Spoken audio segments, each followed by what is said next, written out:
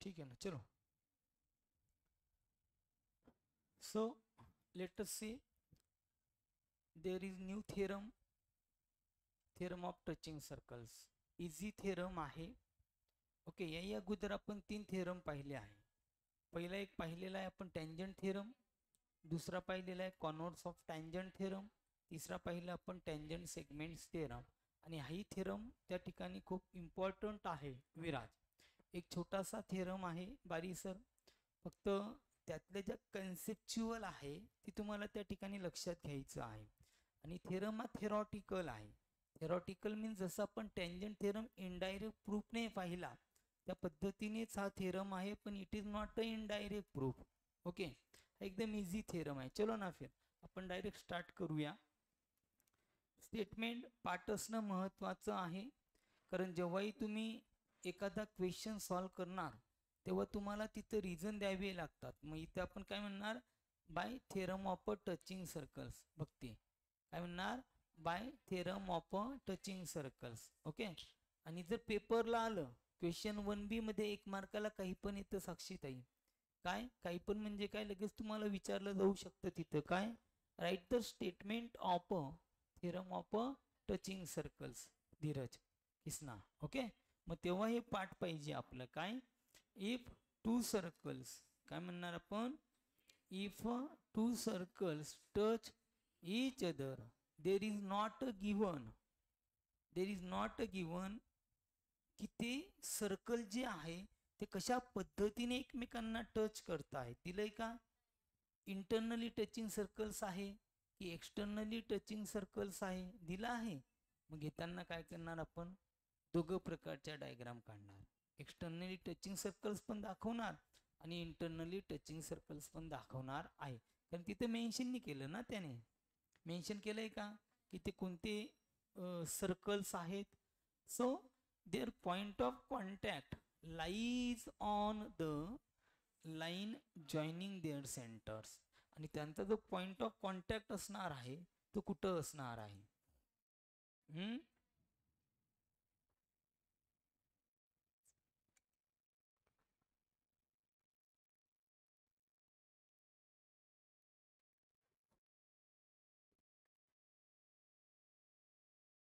चल, कुठं असणार आहे, there point of contact lies on the line joining there centre. पण तुम्हाला डायग्राम काढल्यानंतर लक्षात येणार.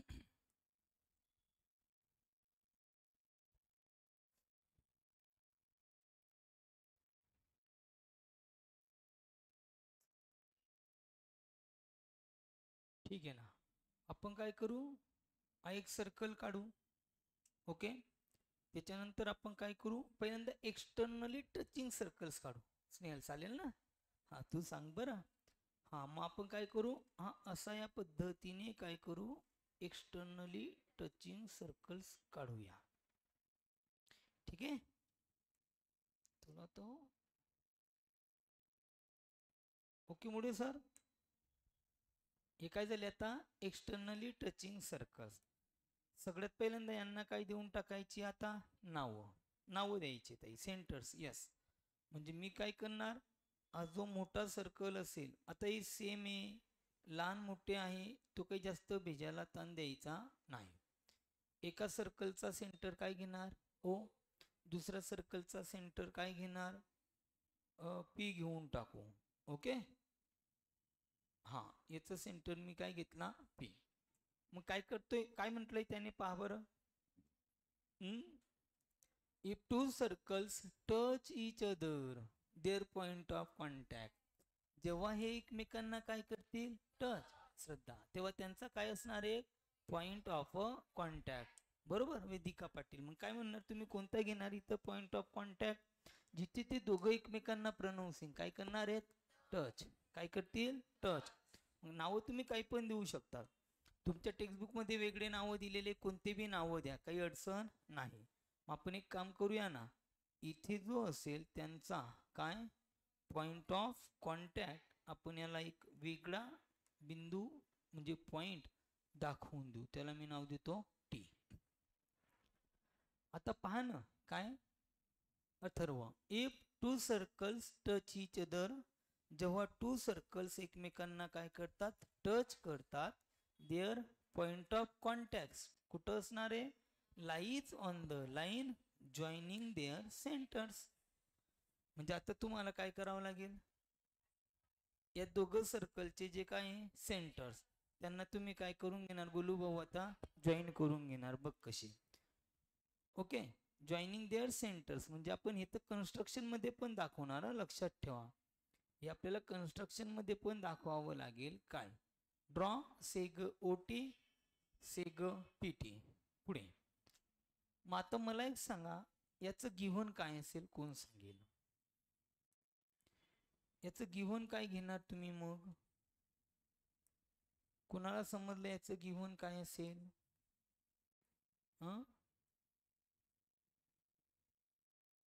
नाही, याचं गिव्हन काय असेल? मी बोललो होतो पहिल्यांदा, ज्यावेळेस मी हा टॉपिक क्लिअर केला त्यावेळेस मी सांगितलं होतं. आता हे झाले तुमचे काय, एक्सटर्नली टचिंग सर्कल झाले. हे काय झाले, externally, yes, externally touching circles. आता परत आपल्याला काय काढावे लागतील, इंटरनली टचिंग सर्कल्स. ते कसे काढायचे, असेच काढायचे ना. मग हे पहा, हा एक सर्कल काढला, त्याच्यामध्ये मी काय करणार, असा दुसरा सर्कल काढला. इथे पण नावं तसेच असतील. जो आपल्याकडे लहान सर्कल असेल त्याच्या सेंटरला नाव देणार तुम्ही पी. जो मोठा सर्कल असेल, बरोबर पहा, त्याच्या सर्कलचा जो सेंटर असेल त्याला नाव देणार ओ. दोघांचा पॉइंट ऑफ कॉन्टॅक्ट त्याला देणार तुम्ही नाव काय, टी देणार आहात. बरोबर. यांना मी काय करून घेणार, आता जोडून घेणार. समजा या पद्धतीने मी हा जोडून घेतले एकमेकांना. बरोबर, ठीक आहे ना. जाऊ ना पुढे वारे अजून. ओके, काय म्हणतोय तो, if two circle touch each other. हे तर फक्त मी काय केलं माहिती का, जे थेरमचं स्टेटमेंट आहे त्याच्यानुसार डायग्राम मी त्या ठिकाणी ड्रॉ केल्या. पुढे काय करायचं ते आपण पुढे पाहणार आहोत. फक्त हे काय दाखवले आपण, टचिंग सर्कल दाखवले. काय दाखवले, लक्षामध्ये त्यांचा काय दाखवला बारी सर, पॉइंट ऑफ कॉन्टॅक्ट. कारण त्याने तितकंच म्हटलंय. काय, टँजंटचं कुठं मेन्शन केलंय का? काय म्हटलंय त्याने, फक्त if two circles touch each other there point of contact. म्हणजे जिथे ते टच करतात. पण अजून एक गोष्ट विसरायची नाही, तिथे जर तो पॉइंट ऑफ कॉन्टॅक्ट म्हणतोय त्याचा अर्थ काय, टँजंट तिथं असणार आहे. पण ती कशामध्ये दाखवावी लागेल, यस, कन्स्ट्रक्शन मध्ये. समजलं? घ्या मग आता गिव्हन काय घेणार, टू सर्कल्स. काय म्हणायचं, टू सर्कल्स कोणकोणते, with the centres. Two circles with the centres कोणते, ओ अँड पी. काय म्हणणार, touch touch each other. Touch each other कुठं, at the point, yes, at the point P. To prove काय करणार मग आता देवेंद्र, टू प्रूव्ह काय करशील रे बाळा? चलो, कोण सांगेल टू प्रूव्ह काय करणार? यस ओम. ओके, त्याने काय म्हटलंय, देअर पॉइंट ऑफ कॉन्टॅक्ट. बसा ना सर, बरोबर. Their point of contact lies on the line, lies on the line joining their centres. मग आपण जर हा ओ, आणि बघ ना इकडे लक्षात घ्या, मोठ्या सर्कलचा सेंटर ओ, लहान सर्कलचा सेंटर पी. साक्षी, आता यांना तुम्ही जॉईन केले, मग कोणती लाईन तयार झाली तुमच्याकडे आता, ओपी. म्हणजेच काय म्हणणार, त्यांचा पॉइंट ऑफ कॉन्टॅक्ट कोणता आहे, point of contact point T. कुठं असेल मग, lies on a line OP. बघ असंच करायचं. प्रश्न असेल की थेरम असेल, काय करायचं, असंच करायचं. पण काय, मी जसं सांगतो तसं. एक एक एक एक स्टेटमेंट लक्षात घ्यायचं आणि त्या पद्धतीने जायचं, म्हणजे लवकर प्रश्न सॉल्व्ह होतो. ओके. आणि अभ्यास करताना बी असंच लक्षात ठेवायचं, प्रश्नाला डिव्हाइड करावा लागतो, थेरमला डिव्हाइड करावा लागतो, की आपण पहिल्यांदा कोणता पार्ट घेणार आहे, मग तो केल्यानंतर आपल्याला काय मिळणार आहे, मग त्याच्यानंतर जसं आपण थेरम आणि कॉन्व्हर्स लक्षात ठेवतो, बरोबर ना, त्या पद्धतीने लक्षात ठेवायचं, म्हणजे लवकर तुम्हाला सॉल्व्ह करता येतं. मग मी इथे काय म्हणणार आता, पॉइंट कोणता, टी, लाईज कुठं रे, ऑन लाईन, किंवा तुम्हाला जर वाटलं तर on the, yes, on the line OP. Yes, हे काय झालं तुमचं आता, टू प्रूव्ह झालं. मग याला मला जर सॉल्व्ह करायचं असेल तर काय, देअर इज नेसेसरी कन्स्ट्रक्शन. काय कन्स्ट्रक्शन करणार, एक त्यांची काय काढून घ्यायची आता, यस, कुठून काढणार मग स्नेहलताई तुम्ही, टेंजंट, बरोबर शिवानी पाटील, आपण या पॉइंट टी मधून काय करणार रे, किसना, काय करशील, यस बाळा, इथून येणं अशी काय करायची, टेंजंट काढी घ्यायची, बघ आली, ही त्यांची काय झाली, कॉमन टेंजंट झाली, काय झाली, कॉमन टेंजंट, त्याला नाव देऊन टाका यल. ओके. त्याच्यानंतर आपण इथं बी दाखवून देऊ वाटल्यास, कुठं, जे एक्सटर्नली टचिंग सर्कल्स आहे त्यांना पण आपण या पद्धतीने दाखवून देऊ, आणि ही झाली त्यांची कॉमन टेंजंट लाईन यल. मग मी ड्रॉ काय काय केले आता, तर मी ड्रॉ केला सेग ओटी, सेग ओटी, त्याच्यानंतर सेग ओपी, सॉरी सेग ओटी, आणि सेग कोणता म्हणणार तुम्ही, तो एक ट्रँगल सर्कल पहा, सेग ओटी, सेग पीटी, आणि दुसरं काय रे, and common tangent, common tangent कोणती, कॉमन टेंजंट यल ॲट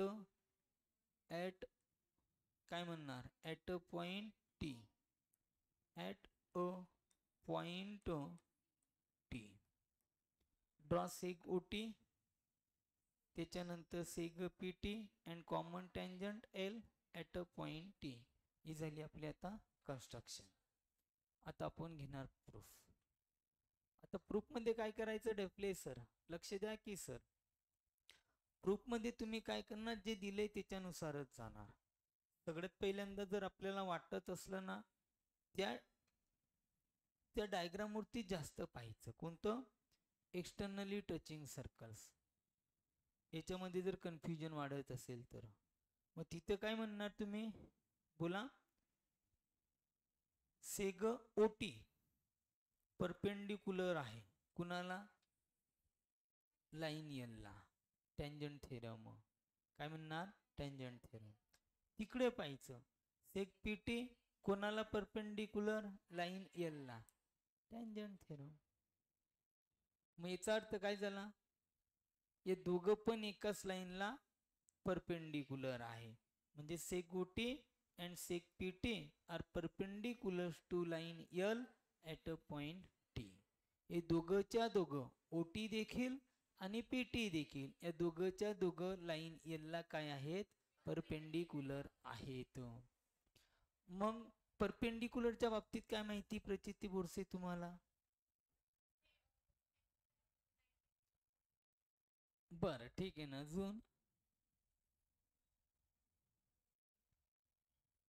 अजून कोण सांगेल, कोणाला काय माहिती आहे परपेंडिक्युलरच्या बाबतीत. त्यांचं म्हणणं आहे की एक 90 डिग्री असतो म्हणे.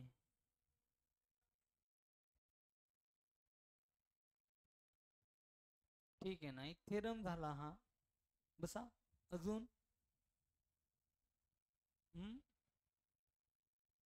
समजा एखादा सेगमेंट असेल आणि तुम्हाला त्याचा परपेंडिक्युलर ड्रॉ करायचा आहे, केला तुम्ही परपेंडिक्युलर ड्रॉ, समजा बघ ना, मी काय केलं रे बाळा, हा सेगमेंट घेतला आणि मी याचा परपेंडिक्युलर ड्रॉ केला. मग व्हॉट इज युअर ऑब्झर्वेशन? काय तुमचं ऑब्झर्वेशन इथं असेल, काय तुम्ही सांगू शकाल?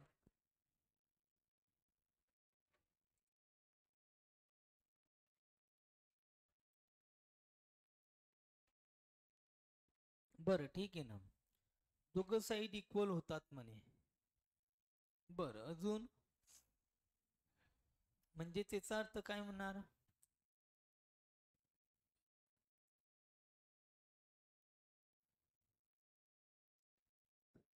स्टेटमेंट बी पाहिजे ना आपलं मागचं. काय मागचं स्टेटमेंट?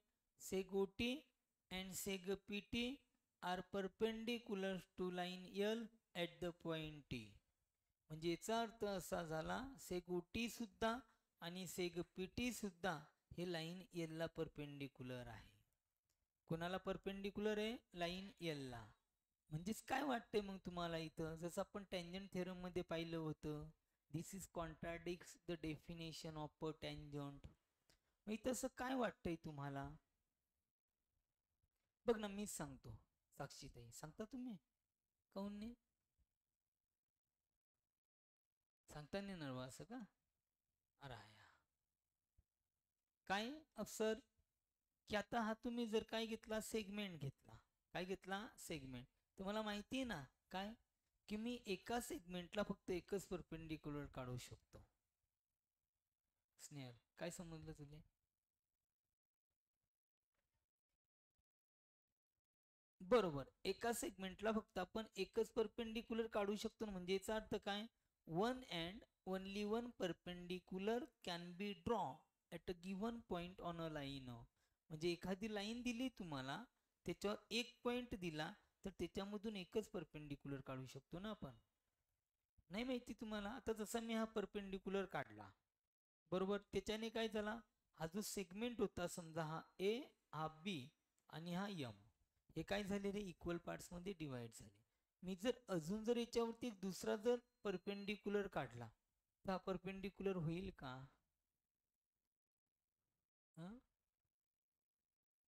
त्याच सेगमेंटचा म्हणतोय मी, त्याच सेगमेंटचा म्हणतोय मी.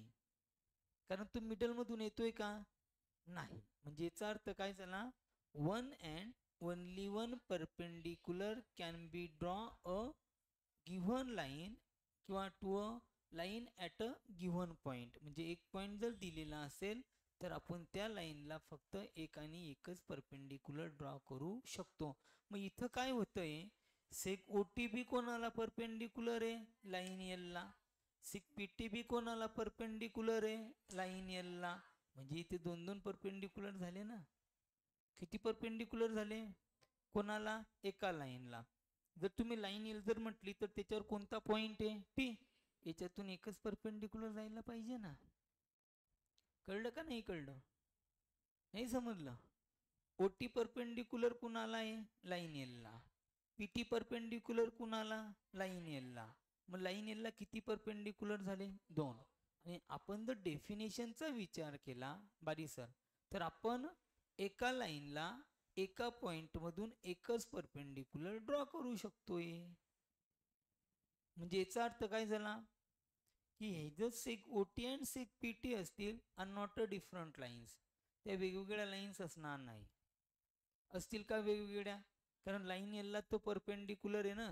म्हणजे त्या seg OT and seg PT are not two different lines. म्हणजेच त्या काय असतील? एकच असेल ना. They are one and the same.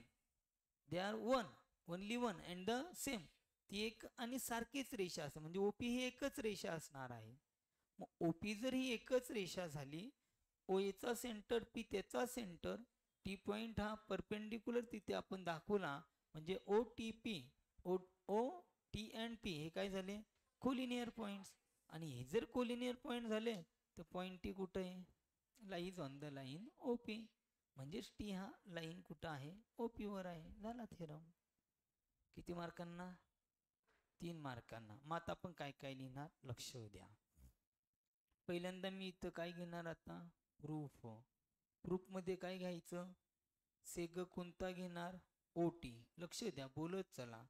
सेग ओटी परपेंडिक्युलर लाईन यल अँड दुसरा सेग कोणता PT, हा बी काय असेल परपेंडिक्युलर असेल कुणाला लाईन L ला.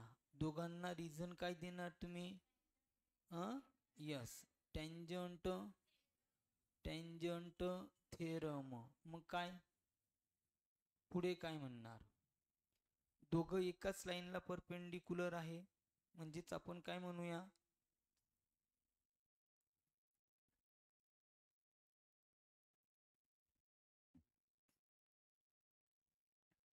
आतापासूनच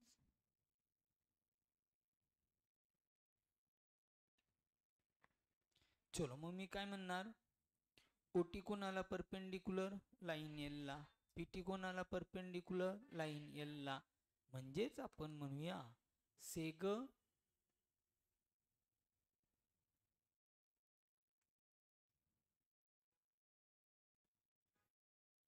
काय म्हणणार बोला. So seg OT and seg PT are काय असतील आर परपेंडिक्युलर्स कोणाला टू लाईन L कोणत्या पॉइंट मध्ये ॲट पॉइंट T. चलो समजलं. पण आपण काय म्हणू शकतो पुढे आता हे दोघं लाईन कोणत्या दोघं लाईन ह्या OT आणि ह्या PT दोघंच्या दोघं कोणाला परपेंडिक्युलर आहे लाईन L ला. पण असं होणार आहे का मग आपण काय म्हणू शकतो one and only one perpendicular can be draw to a given line at a point. म्हणजे याचा अर्थ काय so yes one and only one and only one perpendicular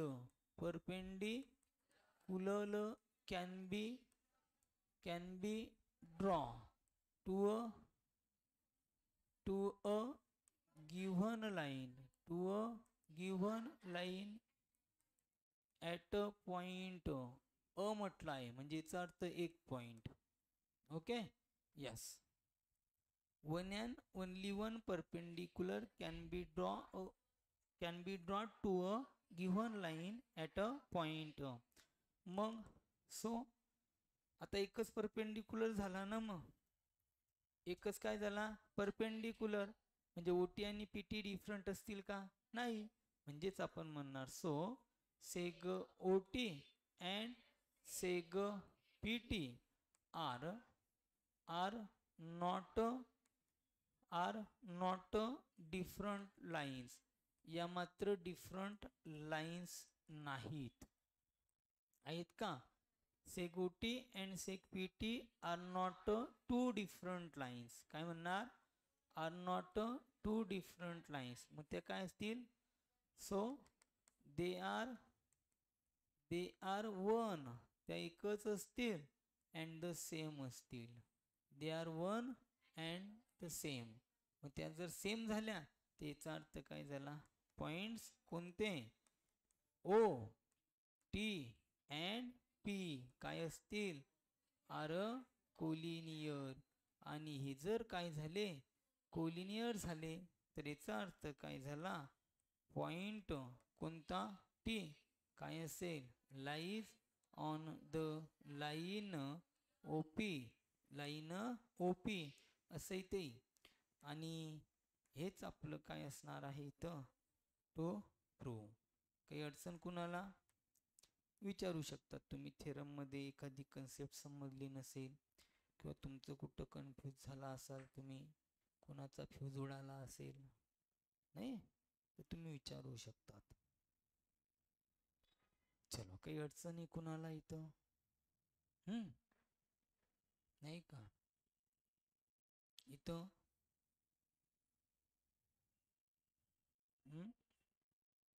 बोला ना काय नाही याच्यामध्ये काही लिहिण्याची गरज नाही. ते तुम्ही फक्त तुम्हाला जस्ट एक आपण त्याला कोरिलेशन म्हणतो आपण. काय कोरिलेशन म्हणजे काय ते असलंच पाहिजे. ज्या व्यक्तीचं टीचिंग थोडं चांगलं असतं बऱ्यापैकी, त्याला ती एक सवय असते कोरिलेशन देण्याची. आता कोरिलेशन का, तर त्याच्यासाठी आपल्याला लवकर समजतं.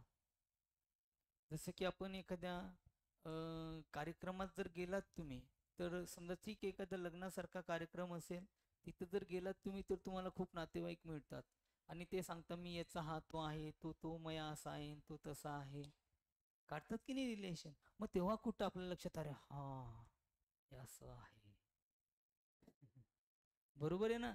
तसं तसं जेव्हा मी बोललो की काय ऍक्च्युअल डेफिनेशन काय सांगते तुम्हाला, की जर परपेंडिक्युलर असेल, सॉरी सेगमेंट असेल, त्याच्यावर एक पॉइंट असेल तर आपण एकच परपेंडिक्युलर ड्रॉ करू शकतो ना.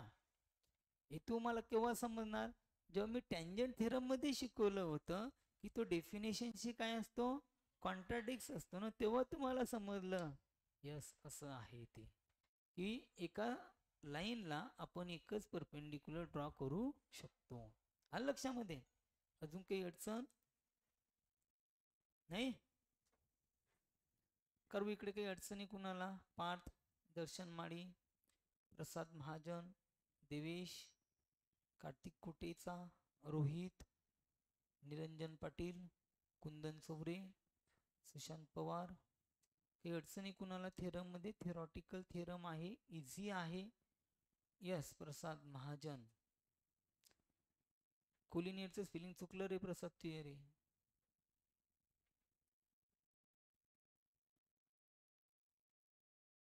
का मग बरोबर आहे. ओके जाऊ मग पुढं.